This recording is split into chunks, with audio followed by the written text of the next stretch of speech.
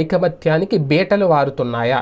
ఇప్పుడు ఇదే ఒక చర్చ. ఎందుకు అంటే మొదటి నుంచి కూడా 10 అసెంబ్లీ స్థానాలు లేదంటే 6 పార్లమెంటు స్థానాలు కేటాయించినప్పుడే అయిష్టంగా ఉంది ఈ పొత్తు, భారతీయ జనతా పార్టీకి ఇష్టం లేకుండా వచ్చి కలిసిందనో లేదంటే రాష్ట్ర నాయకత్వం బలవంతంగా కలిపిందనో పురంధేశ్వరి గారి వల్ల ఈ పొత్తు కుదిరిందనో రకరకాల ప్రచారాలు జరిగినాయి. ఇక మేనిఫెస్టో విషయానికి వచ్చేసరికి కూడా ఉమ్మడి మేనిఫెస్టోగా అయితే దాన్ని విడుదల చేయలేదు. ఉమ్మడి మేనిఫెస్టోగా భారతీయ జనతా పార్టీ ఆ మేనిఫెస్టోని చూడట్లేదు.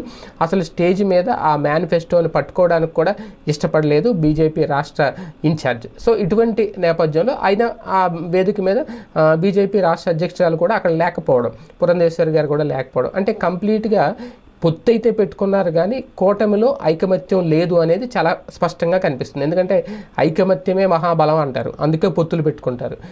జగన్మోహన్ రెడ్డి గారి వ్యతిరేక ఓటు చీలకూడదనే ఉద్దేశంతో పొత్తు పెట్టుకుంటే అసలు పొత్తు ఏదో